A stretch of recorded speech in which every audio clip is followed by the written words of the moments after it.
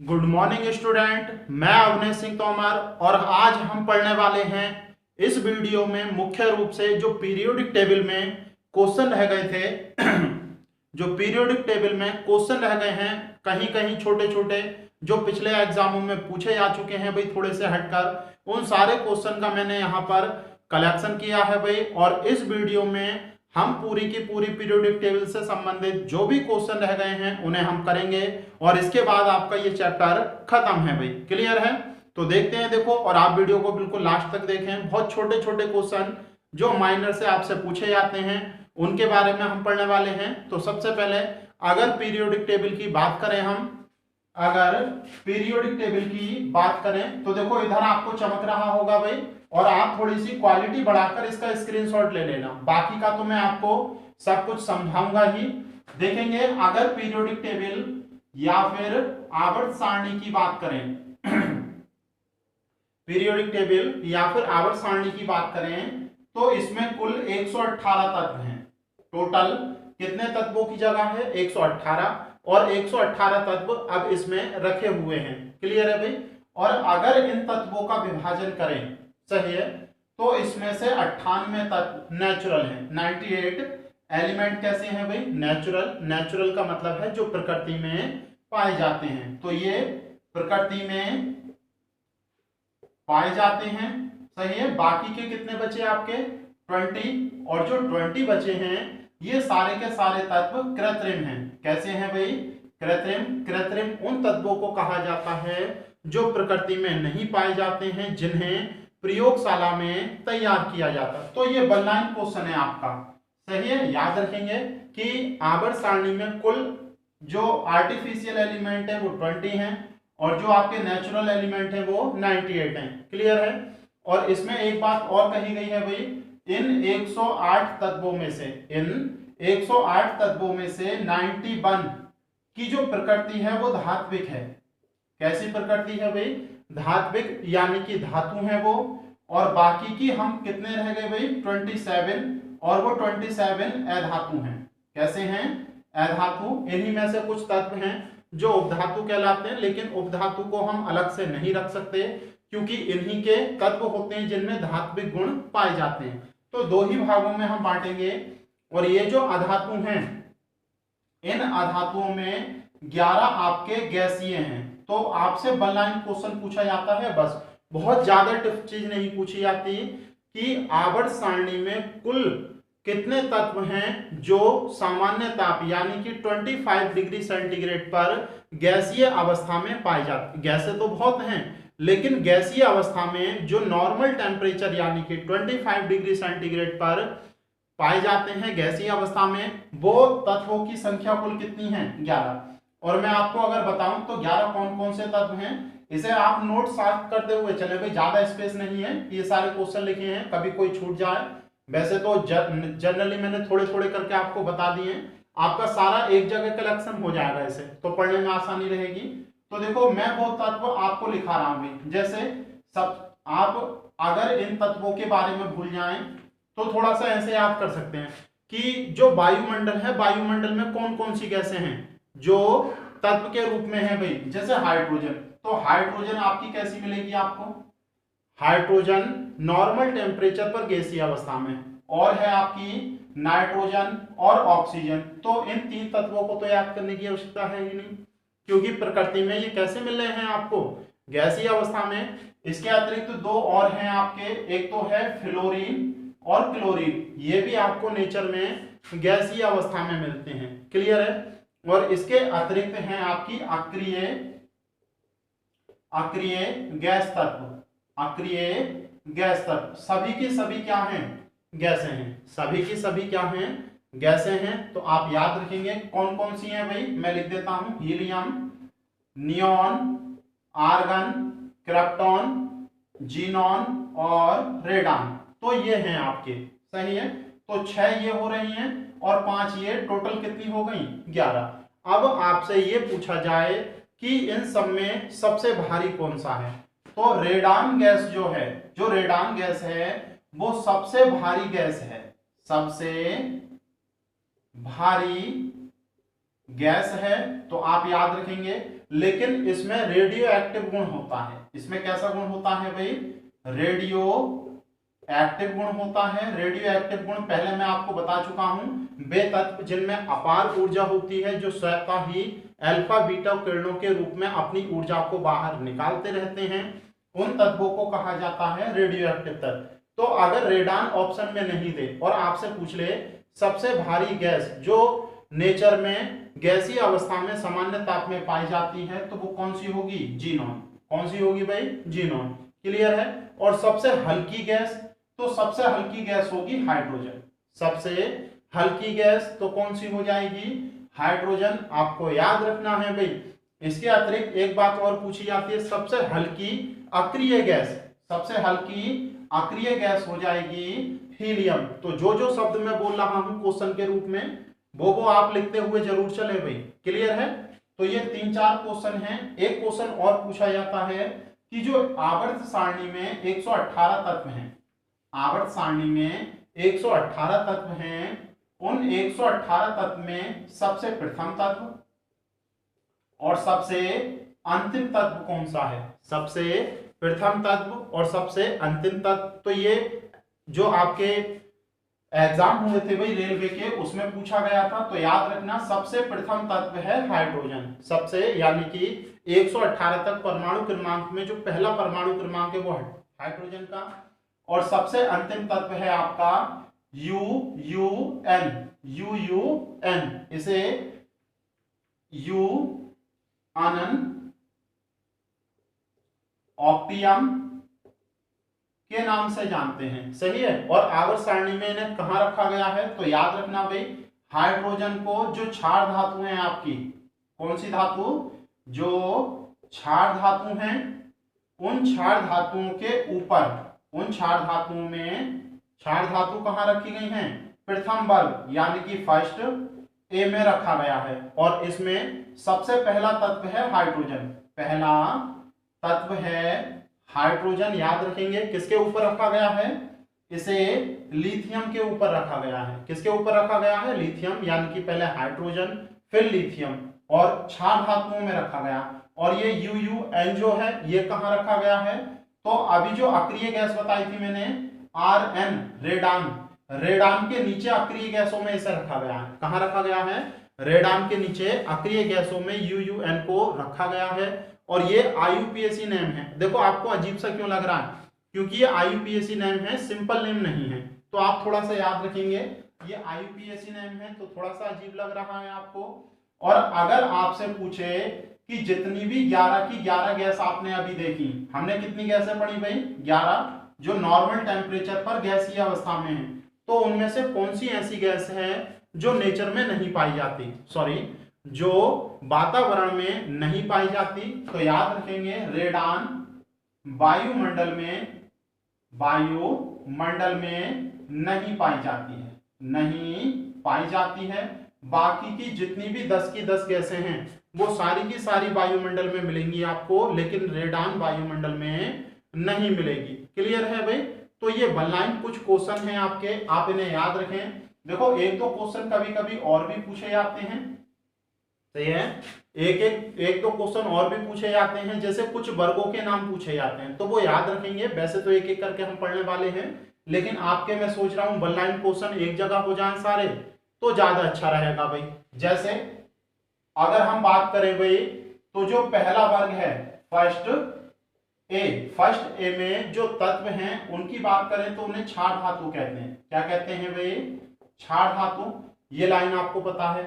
इसके बाद अगर वर्ग 2 की हम बात करें, सेकंड ए, अगर किसकी बात करें भाई? सेकंड ए, तो इसे एल्कलाइन अर्थ मेटल यानी कि क्षारीय मृदा धातु कहते हैं। क्षारीय मृदा धातु के नाम से जानते हैं। क्लियर है भाई? इसके बाद देखेंगे जो आपका 17वां वर्ग है, 17वें वर्ग को 17A के नाम से भी जानते हैं। 17A के नाम से भी जानते हैं। इन्हें हेलोजन के नाम से जानते हैं। किस नाम से जानते हैं? हेलोजन। और जो आपका 18वां वर्ग है जिसे शून्य वर्ग के नाम से भी कहते हैं, इन्हें अक्रिय गैस कहते हैं। किस नाम से जानते हैं? अक्रिय गैस, या फिर इन्हें एक नाम और दिया जाता है निष्क्रिय गैस। किस नाम से जाना जाता है? निष्क्रिय गैस। और क्योंकि ये वातावरण में बहुत अल्प मात्रा में पाए जाते, नेचर में बहुत अल्प मात्रा में पाए जाते हैं, इसीलिए इन तत्वों को एक नाम और दिया गया है दुर्लभ तत्व, रेयर एलिमेंट। क्या कहा गया है? दुर्लभ तत्व। दुर्लभ तत्व का मतलब है दुर्लभ एलिमेंट या रेयर एलिमेंट, जो प्रकृति में या नेचर में बहुत कम या अल्प मात्रा में पाए जाते हैं। तो एक दो नाम याद रखने हैं, सही है। इसके अतिरिक्त एक होते हैं नाइट्रोजन परिवार के तत्व। नाइट्रोजन परिवार के तत्व, तो नाइट्रोजन परिवार के तत्व किस वर्ग में रखे गए हैं भाई? ये रखे गए हैं आपके 15वें या फिर 5th ए में। इन्हें निकोजन या फिर निक्टोजन के नाम से भी जानते हैं। किस नाम से? निक्टोजन के नाम से भी जाना जाता है। इसके अतिरिक्त देखो जो ऑक्सीजन परिवार के तत्व हैं, जो ऑक्सीजन परिवार के तत्व हैं, ये कौन से हैं भाई? 16 या फिर 6A, 16, 16 या 6A वर्ग में इन्हें रखा गया है।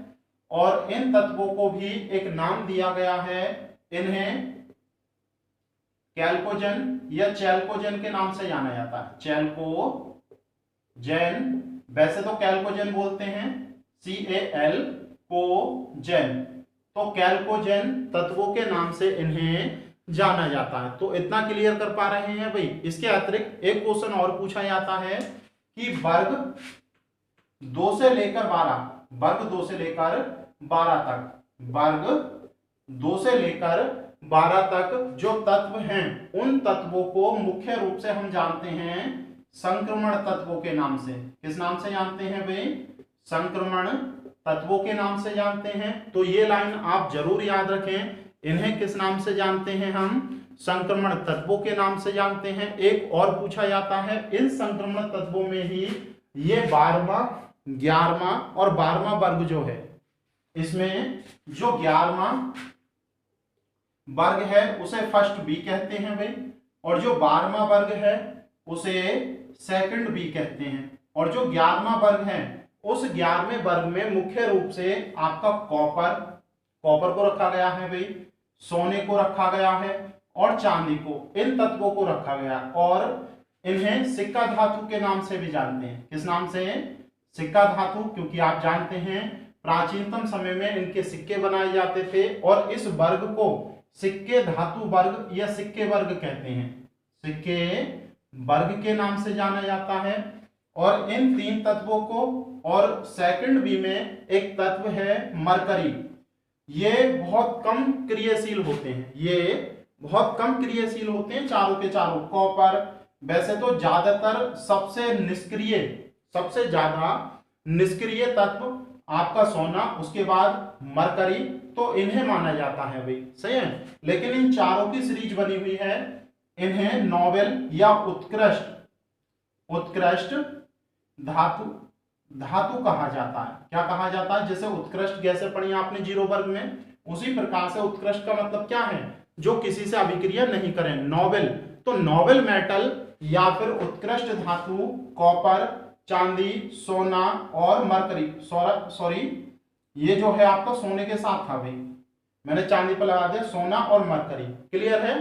तो ये कुछ 1 लाइन क्वेश्चन थे, आपसे पूछे जाते हैं। जैसे एक क्वेश्चन और पूछा जाता है, सबसे ज्यादा आघात वर्धनीयता का गुण किस तत्व में है? सबसे ज्यादा आघात वर्धनीयता का गुण किस तत्व में है? तो देखते हैं, देखो आघात वर्धनीयता क्या होती है?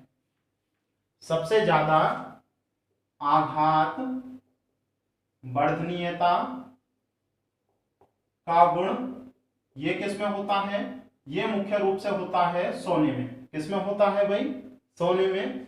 और सबसे ज्यादा चालक धातु कौन सी है? सबसे ज्यादा चालक यानी कि धातु की जो विद्युत चालक है वो सबसे ज्यादा चालक माना गया है चांदी को। चांदी के बाद नंबर आता है कॉपर का, फिर आता है आपका एल्यूमिनियम का। तो ये कुछ प्रमुख चालक हैं जिसमें चांदी सबसे ज्यादा चालक है, लेकिन फिर भी हम इसके तार नहीं बनाते हैं। क्यों? क्योंकि ये बहुत महंगी है। कॉपर की तार आपको मिल जाएगी, एल्यूमिनियम की मिल जाएगी, तो ये भी अच्छे चालक हैं, लेकिन ये सस्ती धातुएं हैं। तो ये सिस्टम है इसमें। एक लाइन और लिख सकते हैं भाई, जो अधातु हैं, अगर आपसे ये पूछा जाए, ये तो धातु हैं तीनों, अगर ये पूछा जाए अधातुओं में सबसे अच्छी चालक, तो अधातुओं में एकमात्र ग्रेफाइट जो कार्बन का अपर रूप है वो सबसे अच्छा चालक है। क्लियर है?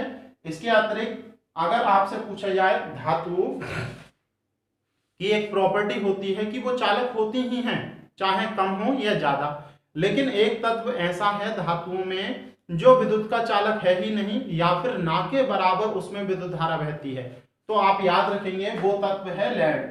लेड एकमात्र धातु है, लेड या फिर सीसा भी कहते हैं, लेड या फिर सीसा एकमात्र ऐसी धातु है जिसमें विद्युत धारा नहीं बहती है या फिर ना के बराबर बहती है। सही है? तो कोई चीज अगर लिखी हुई नहीं दिखाई दे रही हो तो स्पष्ट रूप से मैं 2-2 3-3 बार बोल रहा हूं उसे, तो आप इन चीजों को याद रख सकते हैं भाई। ये सारे वन लाइन क्वेश्चन हैं, आप नोट करते हुए चलें। बहुत सारे क्वेश्चन का कलेक्शन आपका एक ही जगह हो जाएगा जो पिछले गत वर्षों में पूछे जा चुके हैं भाई। इसके बाद देखो और क्या क्या क्वेश्चन आपके बन सकते हैं। देखो सामान्य रूप से जब रसायन विज्ञान की खोज हुई थी तो इनके नामों को लैटिन भाषा में लिखा गया। सही है? कुछ यूनानी भाषा में भी है। तो जो लैटिन भाषा में नाम है कभी कभी वो हमसे पूछ लिए जाते हैं। सही है? तो आप एक तरफ लिख दें तत्व और दूसरी तरफ लिख दें लैटिन नाम।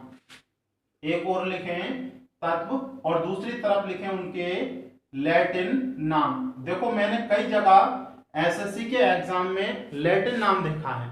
सही है? जैसे सोडियम, सोडियम SODIUM होता है भाई, लेकिन सोडियम का प्रतीक S होना चाहिए, लेकिन आप क्या पढ़ते हैं सोडियम का प्रतीक Na। तो ये कैसे है? तो याद रखेंगे नेट्रियम, सोडियम का जो लैटिन भाषा में नाम होता है वो होता है नेट्रियम, और नेट्रियम का Na ही इस तत्व का नाम रखा गया है शॉर्ट फॉर्म में। क्लियर है भाई? तो याद रखेंगे नाइट्रियम सोडियम को लैटिन भाषा में कहते हैं, इसीलिए इसका प्रतीक चिन्ह क्या है? Na। अगला देखो पोटेशियम, पोटेशियम का जो लैटिन भाषा में नाम है कैलियम है। क्या है पोटेशियम का? कैलियम। तो कैलियम इसका नाम है और इसका पहला लेटर ही इसका प्रतीक के रूप में लिया गया है। और मैं यहीं पर बता देता हूं, देखो कॉपर का है कैप्रम। सही है? क्या है इसका? क्यूप्रम, क्यूप्रम, क्यूप्रम कहा जाता है इसे लैटिन भाषा में, तो उसका Cu लिया गया है। अगला देखो जो आपका चांदी है अर्जेंटम, उसका क्या नाम है? अर्जेंटम। तो A और G इसका लिया गया है भाई। जो चांदी है या सिल्वर है उसका लैटिन भाषा में नाम अर्जेंटम होता है। इस तरह से लिखते हैं, देखो अर्जेंटम, अर्जेंटम। तो अर्जेंटम चांदी का नाम होता है, याद रखेंगे। इसके बाद लोहा, लोहा या आयरन, तो आई होना चाहिए था, लेकिन Fe क्यों लिखा गया? क्योंकि इसे लैटिन भाषा में फेरम कहते हैं। किस नाम से जाना जाता है भाई? फेरम। देखो साफ साफ लिख देता हूं मैं, किस नाम से जाना जाता है? फेरम के नाम से। तो आप देख सकते हैं भाई। इसके बाद देखो सोना, सोना को औरम के नाम से जाना जाता है। किस नाम से जाना जाता है? औरम। तो आप याद रखेंगे Au यहीं से औरम से ही लिया गया है। सही है? जो आपका गोल्ड है G होना चाहिए था इंग्लिश में, लेकिन इसका नाम क्या, प्रतीक चिन्ह क्या है? Au, तो औरम से लिया गया है। क्लियर है इतना? तो इन चीजों को आप याद रखेंगे। और देखो वन लाइन क्वेश्चन आपके क्या क्या बनते हैं। सही है? तो देखेंगे, देखो यहीं से वन लाइन क्वेश्चन जैसे आप देख पा रहे होंगे, अगर आपसे पूछा जाए जितनी भी तत्व हैं अभी तक उनमें सबसे विषैला या सबसे विषैली धातु किसे माना जाता है? तो प्लूटोनियम को माना जाता है। किसे? प्लूटोनियम सबसे विषैली धातु है और इसका प्रतीक चिन्ह होता है PO। क्या होता है? PO इसका प्रतीक चिन्ह होता है और ये एक्टिनाइड श्रेणी का तत्व है। एक्टिनाइड श्रेणी में PO प्लूटोनियम को रखा गया है। ये सबसे विषैला तत्व है, कई बार क्वेश्चन में पूछा गया है भाई, याद रखेंगे। इसके अतिरिक्त पृथ्वी पर सबसे अधिक मात्रा वाले तत्व तो हमने पढ़ लिए थे। सबसे अधिक मात्रा में पाए जाने वाला तत्व ऑक्सीजन सबसे अधिक मात्रा में पाई जाने वाली उपधातु जो जो थी आपकी, सही है, वो कौन सी थी भाई आपकी सिलिकॉन। इसके अतिरिक्त धातु कौन सी थी, एल्यूमिनियम। लेकिन सबसे सबसे कम मात्रा में पाए जाने वाला तत्व कौन सा है, एस्टेटिन। कौन सा है, एस्टेटिन। हैलोजन का जो अंतिम तत्व है वो सबसे कम मात्रा में पाया जाता है पृथ्वी के ऊपर। क्लियर है भाई। अगला है देखो, एकमात्र या फिर कौन सा तत्व है जो रेडियो एक्टिव होने के साथ साथ द्रव अवस्था में पाया जाता, तो फ्रांसियम। कौन सा है भाई, फ्रांसियम, Fr इसका प्रतीक चिन्ह है। तो आप याद रखेंगे इसे थोड़ा सा। और यह भी पूछा जाता है वह कौन सा तत्व है जिसका नाम फ्रांस के नाम पर रखा गया, तो फ्रांसियम फ्रांस के नाम पर रखा गया। क्लियर है। इसके अतिरिक्त देखो और क्या पूछा जाता है आपसे, पी ब्लॉक के वे तत्व कौन से हैं जिनमें रेडियो एक्टिव गुण पाया जाता है, तो याद रखेंगे पोलोनियम और आपका एस्टेटिन और रेडान। पोलोनियम, एस्टेटिन और रेडान पी ब्लॉक के 3 प्रमुख ऐसे तत्व हैं जो कैसे हैं भाई रेडियो एक्टिव गुण दर्शाते हैं। तो सबके बारे में जानते हैं। रेडान अक्रिय गैसों का अंतिम तत्व है भाई, आप जानते हैं। जबकि एस ब्लॉक का एकमात्र एलिमेंट, जबकि एस ब्लॉक के वे तत्व जो रेडियो एक्टिव गुण प्रदर्शित करते हैं, तो सबसे भारी तत्व फ्रांसियम पहले वर्ग का है और रेडियम दूसरे वर्ग। ये पहले वर्ग का है। अरे एस ब्लॉक में पहले और दूसरे 2 ही वर्ग तो आते हैं भाई। तो पहला जो आपका hydrogen, lithium, sodium, potassium, rubidium, caesium, francium है और ये रेडियम है। क्लियर है भाई। अगला देखो, एक ये लाइन पूछी गई थी भाई, सबसे ज्यादा प्रबल ऑक्साइड कौन सा है, तो Cl2। मैं यहां पर लिख देता हूं, देखो Cl2O7 सबसे प्रबल ऑक्साइड है ये। सही है। ऑक्साइड क्या होते हैं, किसी भी धातु या किसी भी तत्व के साथ ऑक्सीजन का बना द्विअंगी यौगिक। तो क्लोरीन और ऑक्सीजन के अतिरिक्त क्या कुछ और है, नहीं, तो ये ऑक्साइड है और सबसे प्रबल अम्लीय है। क्लियर है भाई। अगला देखो, सबसे अच्छा सुचालक, ये तो मैंने बता ही दिया आपको। अगला यहां पर कुछ लिखा है मैंने, जैसे अगर आवर्त सारणी की हम बात करें तो ये बातें हम कर चुके हैं भाई। आवर्त सारणी में सबसे हल्का तत्व हाइड्रोजन हो जाएगा क्योंकि 1 है। जबकि सबसे हल्की धातु कौन सी होगी, लिथियम। सबसे हल्की धातु, देखो 3 लाइनें लिख लें आप। ये हल्का तत्व कौन सा होगा भाई, हाइड्रोजन। हल्की धातु ये होगी लिथियम। हल्की अक्रिय गैस ये क्या होगी आपकी, हीलियम। जबकि सबसे भारी तत्व कौन सा होगा, ओस्मियम। कौन सा होगा भाई, ओस्मियम। तो आप इसे याद रखेंगे। देखो और हम देख लेते हैं क्या क्या हमसे पूछा गया है। सर्वाधिक गलनांक किस तत्व का होता है, तो आपको याद होगा भाई, पिछली वीडियो में भी ये मैंने बताया था। तो यहां पर इसलिए लिख लिया है क्योंकि सारी चीजें एक ही जगह हो जाएं तो अच्छा है भाई।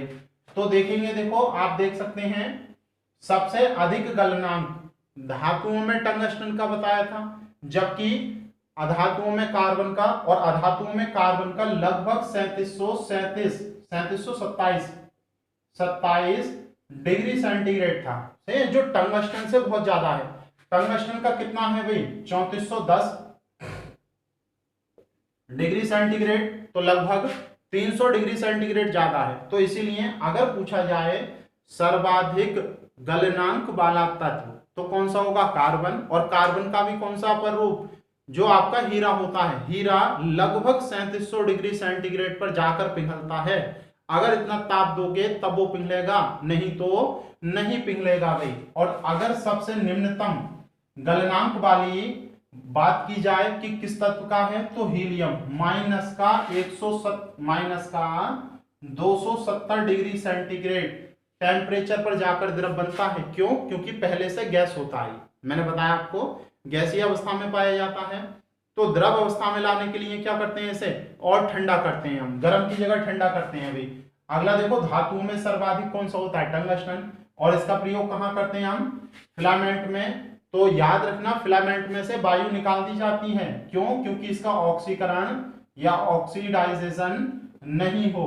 तो ये वाली बात याद रखना। वैसे हम आगे पढ़ेंगे इस चीज को, तो आप याद रख सके तो रख लेना, क्योंकि आप जानते हैं बल्बों का जो फिलामेंट होता है वो टंगस्टन का बना होता है, लेकिन ये ऑक्सीजन की उपस्थिति में अभिक्रिया कर लेता, ऑक्सीडेशन हो जाता है इसका। सही है।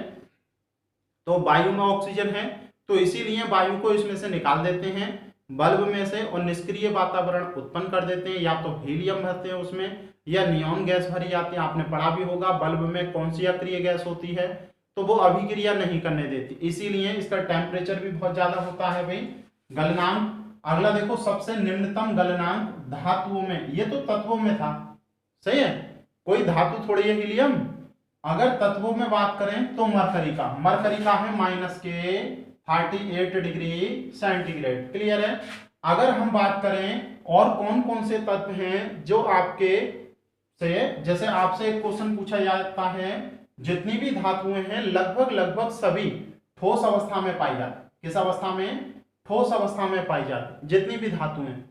तो धातुओं के अतिरिक्त जो अधातु हैं वो गैसीय अवस्था में पाई जाती हैं। तो ठोसों में एकमात्र धातु मरकरी है जो द्रव में पाई जाती है। किस अवस्था में पाई जाती है भाई?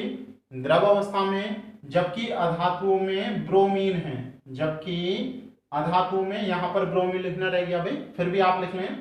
अधातुओं में ब्रोमीन किस अवस्था में पाई जाती है? द्रव। और किस टेम्परेचर पर? जो सामान्य टेम्परेचर होता है 25 डिग्री सेंटीग्रेड। लेकिन दो धातु तत्व और होते हैं जो थोड़ा सा अधिक टेम्परेचर करने पर, लगभग 30 डिग्री सेंटीग्रेड करने पर द्रव अवस्था में मिल जाते हैं। दो धातु तत्व और होते हैं।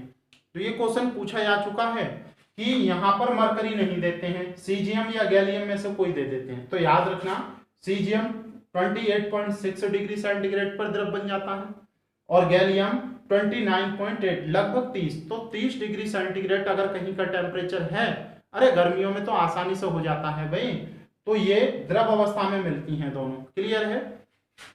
और कल हमने आयनन विभव पढ़ा था भाई कि विलगित गैसीय परमाणु में से एक इलेक्ट्रॉन निकालने में जितनी ऊर्जा की आवश्यकता होती है वही आयनन ऊर्जा या आयनन विभव, और मैंने बताया था बाएं से दाएं जाने पर बढ़ती है। और सबसे ज्यादा किसकी होती है? अक्रिय गैसों की। और अक्रिय गैसों में भी हीलियम की सर्वाधिक होती है। तो पूरी आवर्त सारणी में सबसे ज्यादा पूछी जाए तो किसकी होती है भाई? आपकी, अरे किसका आयनन विभव सबसे ज्यादा होगा? हीलियम का। जबकि सबसे कम सीजियम का, क्योंकि आपको बताया था जितनी भी क्षार धातुएं हैं वो प्रबल अपचायक हैं। क्यों? क्योंकि उनका आयनन विभव कम होता है। आयनन विभव कम होने का मतलब है वो शीघ्र ही इलेक्ट्रॉन निकाल देती हैं। और वर्ग में ऊपर से नीचे की ओर जाने पर घटते हैं भाई। तो जब वर्ग में ऊपर से नीचे की ओर आएंगे तो सीजियम, उसके बाद फ्रांसियम, ये दो लास्ट के तत्व हैं। सबसे ज्यादा सीजियम का होना चाहिए, लेकिन ये रेडियो एक्टिव तत्व है, इसीलिए हमने क्या लिखा कि सीजियम का जो आयनन विभव है वो सबसे कम है। याद रखना, अगर सीजियम के अतिरिक्त फ्रांसियम हो तो फ्रांसियम पर टिक करना है आपको। क्लियर है भाई।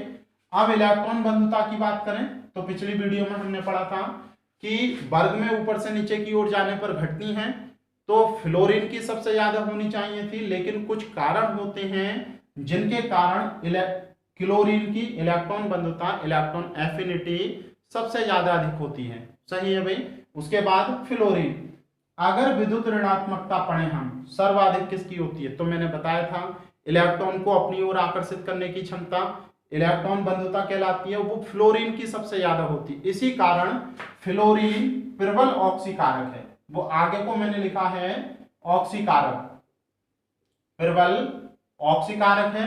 तो इस लाइन को याद रखना भाई। और दूसरी सर्वाधिक होती है ऑक्सीजन की, फिर क्लोरीन की। तो याद रख लेना आप। जबकि सर्वाधिक आयतन किसका होता है? आयतन का मतलब है जो लंबाई गुणा चौड़ाई उसके हिसाब से। तो याद रखना भाई, सीजियम, जो सीजियम तत्व होता है, अभी बताया क्षार धातु सबसे भारी, तो सीजियम का आयतन सबसे ज्यादा होता है। सीजियम का आयतन सबसे ज्यादा होता है, याद रखना।